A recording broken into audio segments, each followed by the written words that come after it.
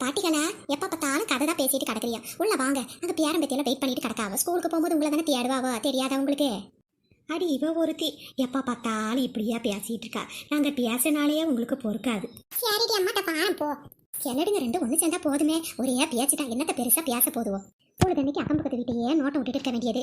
அது ஒரு பெரிய விஷயமா வச்சு பேச வேண்டியது. இதுல வேற எவ்வளவு தொந்தரவு வேற பண்றாங்களா? ஏன்னா நம்மள சொல்லணும். அந்த குட்டி சாத்தான 4 அடியை போட்டு அனுப்பி விடணும். நீ எதுக்கு அவ சொல்றதெல்லாம் கேட்டுக்கிட்டு இருக்க? கொஞ்சம் அதட்டி வை அவள. அடி சும்மா இருட்டி, நீ ஏன்டி இப்படி பண்ணிட்டு இருக்க? இப்ப போய் அவகிட்ட நான் சம்பந்தி உன்னை சண்டைக்கெல்லாம் நிக்க சொல்லடி அம்மா. இருந்தாலும் ஒரு மருமகனா ஒரு பயம் வேணாமா மாமியாருக்கு? போன தடவை நீ சொல்லி கொடுத்த மாதிரி தான் போய் கேட்டேன். எங்க வீட்டுல தான் இல்லாத பிரச்சனைகள் வந்து போச்சு. சரி சரி கொஞ்சம் விட்டு பிடிப்போம். அதனால என்ன மிச்சத்தெல்லாம் அப்புறம் பேசுவோம். நான் பையன் ஸ்கூலுக்கு கிளம்புறானு போய் என்ன அனுப்பி விட்டு வரேன். நீ அப்புறமா ஒரு 11 மணி போல வீட்டு பக்கம் வா. திண்ணில கொஞ்சம் முக்கியமான விஷயம் பேச வேண்டியிருக்கு. அதான் அந்த அடுத்த வீட்டு கதை ராஜாத்தி பத்தி தானே? ஆமா ஆமா, எனக்கும் ஒரு விஷயம் தெரிஞ்சிருக்கு. வா வா பேசுவோம். இது காப்பி தனியாவது குடிச்சிட்டு போயேன். ஒன்றும் அவசரம் இல்லை. 11 மணி போல வாரேன். எனக்கு என்ன வேலை இருக்கு? அப்போ வந்து குடிக்க.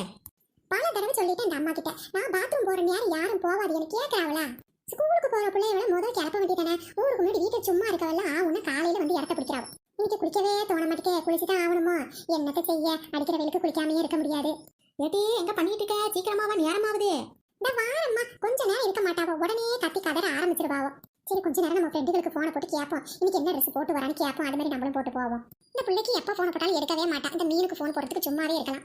எப்படியாவது இந்த வருஷம் ஸ்கூலை முடிச்சுட்டு காலேஜுக்கு போய் சேர வேண்டியதான். எம்பிட்டு நாள் தான் யூனிஃபார்மே போட்டு இருக்கிறது. இந்த யூனிஃபார்மை பார்த்தாலே கடுப்பா இருக்கு. கலர் கலரா ட்ரெஸ் போட்டுக்கிட்டு கலர் கலரா ஹேர் பண்ணிக்கிட்டு ஜாலியா இருக்கும். இப்ப நீ வரியா இல்லையாட்டி?